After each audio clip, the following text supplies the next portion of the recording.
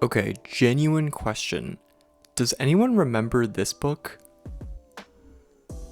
Giving Scholastic Fair. I mean, look how cool that is. And look at the inside of that. There's like little cards of the characters. There's Percy, Annabeth, Luke. There's Grover fully looking like Shaggy, Zeus, Poseidon, Athena, Hestia, and Hyperion. What's up, YouTube? I just got done watching the first 2 episodes of Percy Jackson and the Olympians, and I have a lot of thoughts. Before we begin, this is your official spoiler warning. I will be talking about the contents of episode 1 and 2. So just in case that you're not already a Percy Jackson fan and you don't know what happens next, don't worry, I will only be covering the contents of these 2 episodes. So I will say this adaptation is very spot on to the books. It begins with the characters at the museum and Percy is checking out Greek statues, and we're kind of introduced to his mother and his friend Grover. And Percy's mother has been drilling Greek mythology stories into Percy's head ever since he was a little boy. And of course, Percy sees a statue of Perseus, who he is named after, with the head of Medusa, which is definitely foreshadowing in the near future. So we get introduced to Chiron and Mrs. Dodds. Also, Percy is getting bullied a lot at school, but Chiron steps in and says, "Pay them no mind." But later, Percy kind of snaps and then stands up to his bully and accidentally triggers his Poseidon powers and pushes the girl into the water. Shortly after that, Mrs. Dodds becomes a fury and begins attacking him. And here I thought it was going to be a little more dramatic, but within 2 seconds, she is defeated because Chiron has given Percy a secret weapon in the form of Riptide the sword disguised as a pen. Then we get a glimpse into Percy's home life where his stepfather is kind of a douchebag. For some reason in my head, I remember the stepfather being way more abusive, but that might just have been little me dramatizing things. I do like this version of Sally Jackson, how she also comes off as pretty sarcastic, so definitely has passed on that trait to Percy. Although I will say one of the problems for me is that Sally Jackson's actress, she was definitely overacting a little bit and it was taking me out. So then Sally asks Percy to pack a bag because they are heading to Montauk. They arrive at their little cabin, but then is interrupted by Grover. And Percy is like, "What the heck are you doing, Grover? Because you just outed me to the principal." But then Grover reveals that a monster is chasing them, so they really need to get the heck out immediately. Then of course we get the famous shot of the Minotaur, which I think is really well done. I think they spent all of their CGI money on this Minotaur because it looked great. And then unfortunately, the Minotaur seizes Sally Jackson and she gets vaporized, and we kind of figure out in the next episode that she's not actually dead. She just got captured by Hades because she was close to death. Then Percy passes out and then wakes up in Camp Half-Blood the next day, and then is greeted by Chiron, who is now fully a centaur, and also Grover has revealed himself as a satyr. Then Percy gets to meet Dionysus, who is the camp director and is played by Jason Mendoza, and I personally think that's a great casting choice. He fits the character of Dionysus very, very well, and Percy is so desperate to figure out who his father is, and he is almost gullible enough to believe that Dionysus could be his father. Then we're kind of introduced to the rest of the camp, which looks really picture perfect.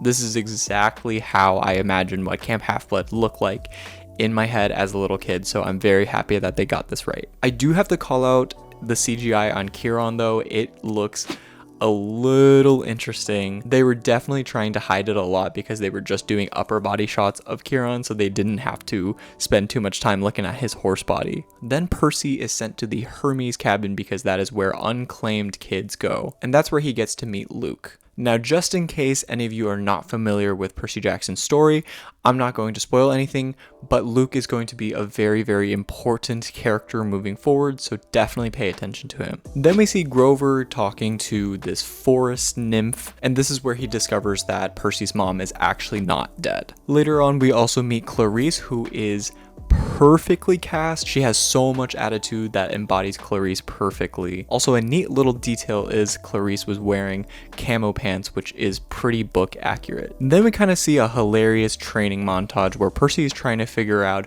who his father is. So then we see Percy try to be an archer and then try to be a blacksmith, but then he fails terribly at both of them. And then later on, we see Clarice and her gang just attack Percy in the bathroom, but then luckily his powers of water help him out of the situation. And at the same time, this is where we meet Annabeth. I also think the attitude for Annabeth is spot on. I think she portrays the daughter of a wisdom goddess perfectly, how she's very analytical and just does not give a damn. And then moving on to the next day, Capture the Flag starts. And after talking to Luke, Percy really wants to win Capture the Flag to win glory. Essentially, he wants clout. And we see Percy talking to Annabeth, and Annabeth isn't really telling him what to do, even though she's already 3 steps ahead of everyone. And at this point, she already knows that he's the son of Poseidon. And then Annabeth disappears with her invisibility hat. This is another detail that I really like about this show so far, are the unique weapons of the kids. Percy's riptide, Annabeth's hat, Clarice's spear, and so on. While Percy is unsure what he's doing, we see some kind of funny moments where he's just goofing off and flossing. But then later he gets attacked by Clarice again because she wants revenge from what he did to her in the bathroom. When Percy almost loses to Clarice, the flag is captured by Percy's team and everything ends there and Clarice has to stop. And at this point, Annabeth reveals herself again and pushes Percy into the water. And Percy at first is confused why she did that, but then he realizes that he's healing from the water and then gets claimed by Poseidon. And then he heads to the Poseidon cabin. And at the end of the episode, Chiron sends Percy, Annabeth, Grover